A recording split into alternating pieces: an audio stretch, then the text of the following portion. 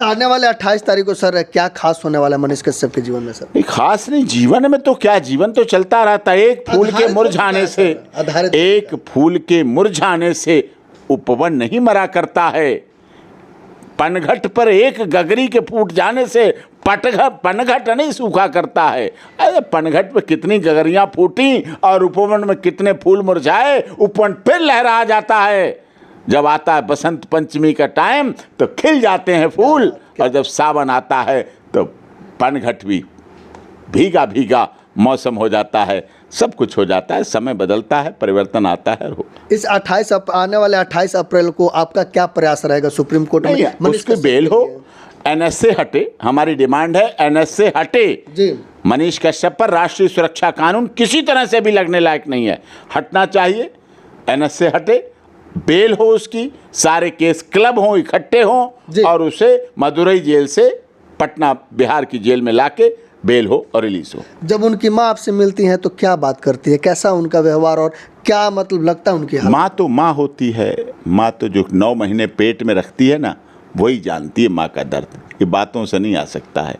माँ तो माँ है जो अपने बच्चे को पालती है, बड़ा करती है। एक दिन जिसने उंगली पकड़कर चलना सिखाया होता है, जब उससे बेटा अलग होता है, जेल में होता है, दूर होता है, तमिलनाडु की जेल में होता है, वहाँ की भाषा अलग है, खाना पीना अलग है, कोई मिलने वाला नहीं, कोई जुलने वाला नहीं, कोई जा नहीं पा रहा है वहाँ, सब यहाँ लगे हुए हैं। ये चीज़ दुखद है, माँ के लिए भी दुखद है, ह्यूमन राइट्स का भी वायलेशन है, पिता के लिए, भाई के लिए भी दुखद है।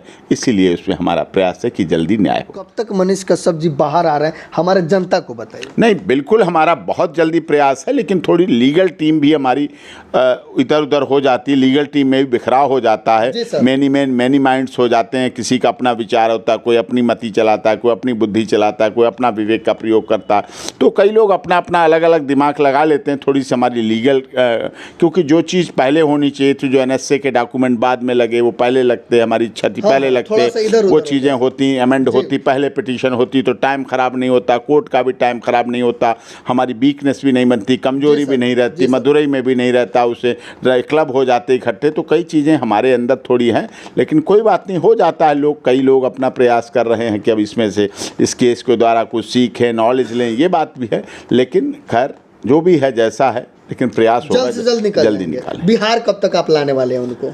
नहीं, वो तो निकल के तो बिहार में ही आएगा, घर है बिहार उसका, रहा है वहाँ, जिएगा। मनीष कश्यप बिहार में पैदा हुआ, बिहार में पढ़ा, बिहार में बड़ा, बिहार में ही मरेगा। बिहार के साथ जन्म से मृत्यु तक चलने वाली प्रक्रिया का नाम, पूर्वांचल का नाम, प्रवासी का नाम, हिंदी भाषी का नाम उसके साथ जीवन भर जुड़ा रहेगा। प्रकार से मनीष कश्यप तमिलनाडु में है और मामला सुप्रीम कोर्ट में चल रहा है, और आने वाले 28 तारीख जो नेक्स्ट डे दिया गया है मनीष कश्यप की सुनवाई करने के लिए। 28 तारीख मनीष कश्यप के लिए कितना अहम होने वाला है? देखिए, जो पिटीशन पड़ी थी हमारी सुप्रीम कोर्ट में जी, उस समय एनएसए नहीं लगा था जी। उस समय ये था, जिस दिन पिटीशन लगी उस दिन उन्हें तमिलनाडु सरकार पुलिस द्वारा रिमांड ख़त्म हो गया था, मतलब इन्वेस्टिगेशन हो गई थी, इन्वेस्टिगेशन में पूरा भाग ले लिया था। उसके बाद उसे वापस मदर कोर्ट पटना भेजा जाना था। पटना भेजा जाना था तो इन्होंने क्या किया, तमिलनाडु पुलिस ने रात में ही कोर्ट खुलवाई। 9 बजे कोर्ट खुली, कोर्ट खुल के एप्लीकेशन लगाई गई, उस एप्लीकेशन की अगले दिन के लिए सुनवाई रखी गई और मनीष कश्यप को तमिलनाडु में रोक लिया गया बिहार वापस जाने से, जबकि यहाँ से ट्रांजिट रिमांड पे लेके गए थे और उस आधार पर उन्हें वापस आना चाहिए था। वहाँ इन्होंने एक राजनीतिक साजिश और षड्यंत्र के साथ मनीष कश्यप पर रासुका लगा दी, एनएसए, जिसे नेशनल सिक्योरिटी एक्ट, राष्ट्रीय सुरक्षा कानून कहते हैं। हमारे दर्शकों को जरा बताइए, जिस प्रकार से एनएसए लगाया गया है, ये उन लोगों के ऊपर लगाया जाता है जो देशद्रोही होती है, लेकिन मनीष कश्यप कौन सा देशद्रोह किया, कौन सा उन्होंने तिरंगे और राष्ट्र का अपमान कर दिया? सर, यही विषय है, और उस दौरान एनएसए लगाया गया। जो पहले क्या हुआ इसमें आप लोगों को पता है, तमिलनाडु में प्रवासी मजदूरों के साथ किस तरह से क्या क्या हुआ जी सर, उसकी खबर दैनिक हिंदुस्तान, रिनाउंड न्यूज़पेपर, दैनिक प्रभात, दैनिक भास्कर, दैनिक अमर उजाला, इन अखबारों ने सुर्खियों के साथ छापी थी, बरबर छापा कि तमिलनाडु में हिंदी भाषी प्रवासी मजदूरों के साथ ऐसा ऐसा हुआ। जी सर, वो आपके पास पेपर भी? हाँ, पेपर भी है, मैं भी उसकी फाइल में दिखाता हूँ, फाइल देना। तो वो तो हुआ। उसके बाद जो होने के बाद क्या होता है, उसके बाद मनीष कश्यप भी उस पर प्रोसीडिंग अपनी करता है, पढ़ता है, वो भी पढ़ा लिखा इंसान है, बुद्धिमान व्यक्ति है। जब वो इसको पढ़ता है तो वो भी अपना एक रिएक्शन देता है रिएक्शन देता है। और वो छपते अखबार किस लिए हैं?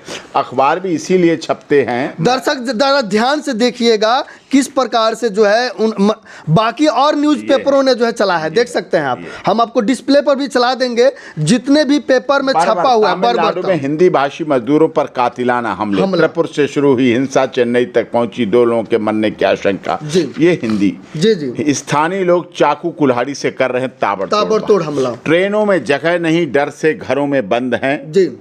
प्रवासी हिंदी भाषी हिंदुस्तान ने छापा, ये हिंदुस्तान ने, ये दैनिक भास्कर ने छापा, दैनिक भास्कर ने भी छापा हुआ है। ये दैनिक भास्कर छाप रहा है। इसमें लोगों के विचार छापे हैं। पेट के लिए हम बोरी और टोकरी उठाकर कहीं भी निकल पड़ते हैं, क्या करें, घर में काम नहीं तो प्रदेश में अपमान और मार सह रहे हैं। अजीत कह रहा जमुई बिहार का, जी सर, ये कह रहा है। संदीप मोकामा बिहार का कह रहा है, ये कह रहे हैं। ये चीजें सारे अपनी अपनी बातें रख रहा है। ये कर रहे हैं। उसके बाद प्रभात खबर छापता है तमिलनाडु में बिहारियों की हत्याएं, मजदूरों का पलायन जारी, ये शब्द और पलायन ये है जी। इसके बाद आता है प्रभात खबर में भी आता है, तमिलनाडु में बिहार के मजदूर निशाने पर, स्टेशनों पर लौटने के लिए लंबी कतारें लगी हुई है। जी सर। ये त्रिपुर में फंसा है परिवार, जान से लड़ने की धमकी, ये प्रभात खबर दे रहा है जी। ये सारे दे रहे हैं तमिलनाडु में, सारे न्यूज़पेपर ये अमर उजाला छाप रहा है। सारे न्यूज़पेपर ने सबने इस खबर को अहमियत दी। तो सर जिस प्रकार से प्रभात खबर, हिंदुस्तान, अमर उजाला और बाकी चैनलों ने जो है दिखाया है, उन्होंने नहीं, द इकोनॉमिक टाइम्स में नीतीश कुमार कहते हैं, Nitish Kumar express concern over attacks on Bihar labourers इन तमिलनाडु। ये कहते हैं Bihar chief minister Nitish Kumar on Thursday expressed concern over the alleged attacks on laborers hailing from the state in far off Tamil Nadu. I have learned from newspaper that laborers from Bihar who are employed in Tamil Nadu are being attacked. I have asked the chief secretary and the director general of police of Bihar to speak to officials in Tamil Nadu and ensure safety and security of Bihari workers. They are Kumar tweeted. ये मुख्यमंत्री जी बोल रहे हैं। नीतीश कुमार ने भी उस घटना को बताया, तो मुख्यमंत्री पे भी लगना चाहिए ऐसे से। अब आता है रोल मनीष कश्यप, ये मनीष कश्यप का ट्विटर ये है, ये क्या लिखता है, सन ऑफ बिहार। ये लिखता है तेजस्वी यादव जी चश्मा हटा के इस फोटो को देखिए, मजदूरों के चेहरे पर घाव, और जिस मीडिया ने रिकॉर्डिंग किया उसका मोबाइल नंबर भी है, एक बार बात करके तो देखिए, क्या पता आप झूठ बोल रहे हैं और मजदूर सच में तमिलनाडु में परेशान है। और हाँ, इन लोगों को जो मार पड़ी है तमिलनाडु, वो सच है कि झूठ, इसकी जानकारी भी आपका प्रशासन ही देगा। लेकिन बिहारी मजदूर बिहार से जाकर मार खाते हैं, भगाए जाते हैं, इसके लिए दोषी आप लोग हैं।